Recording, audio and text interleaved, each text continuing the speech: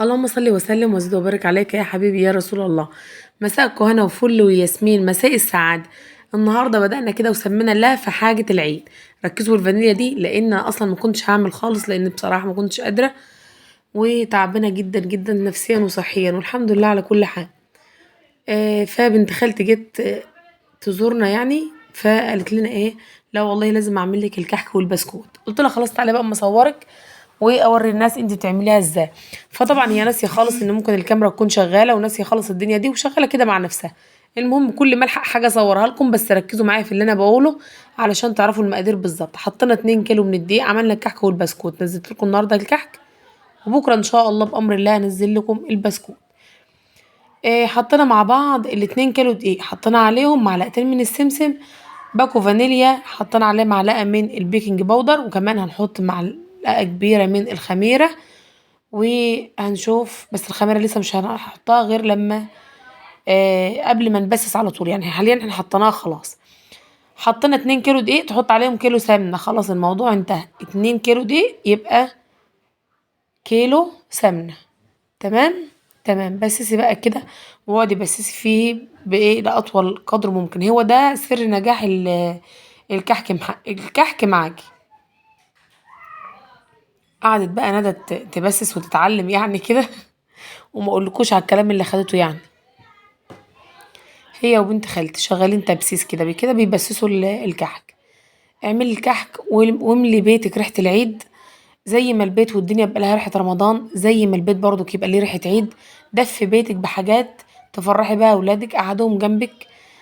خلي كل واحد يمسك منقاش وينقش، خلي لهم ذكرى يتكلموا عنها. خلي بيتنا كده مليان بالدفى ومليان بالود ومليان بالحب. اعزمي الناس، ما معكيش فلوس هيجي برزقه، هيجي بخيره. صلوا الرحم بجد والله العظيم حاجة جميلة جدا جدا.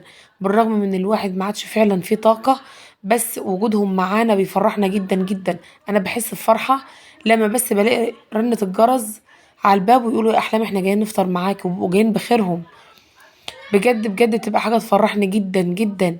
بحس ان احنا كده، اللي كان بعيد، واللي كان مش فاكر التاني، واللي كانت الدنيا واخداه. تخيلي كده اما تخطفي نفسك من وسط الزحمة دي وتقول انا رايحة لأم ادهم، ولا رايحة لاختي، ولا رايحة لاخويا، ولا رايحة لامي، ولا رايحة لابويا. بتبقى بجد بجد حاجة جميلة جدا جدا. فاحنا كده خلاص بنبسها. هنضيف بقى عليها كوباية اللبن، معرفش والله انا صورتها ولا لا، بس علشان العجينة معاكي تبقى زي الملبن.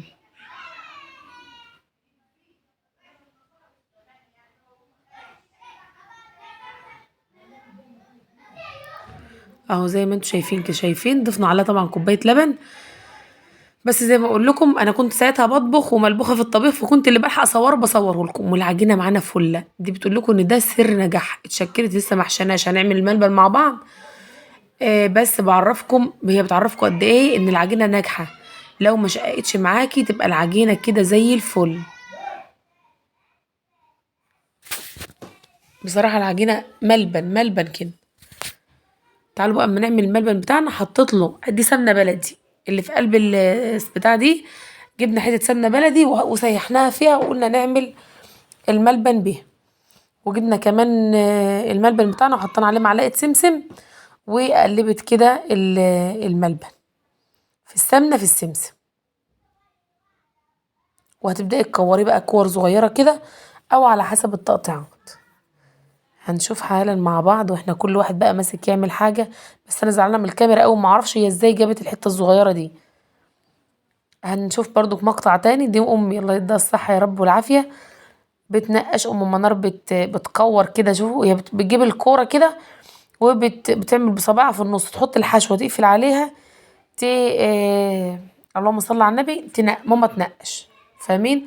يعني منار كانت قاعده جنب مامتها بتقطع الحشو، ومنار بتظبط العجينه زي ما انتم شايفين، وماما بتقفل وتنقش. اهو زي ما انتم شايفين، دي الملبنية، ودي ماما قفلت وبتنقش. طبعا دي اصلا ما عجبتش حد الكحكايه اللي في ايديها دي. بنت خالتي بتقول لا لا، الكحكايه دي مش حلوه. ودي اول كحكايه اتعملت معانا. قعدنا بقى الله الله على الجمال، اقسم بالله المقطع ده قادر ان هو يخطف قلب خطف كده.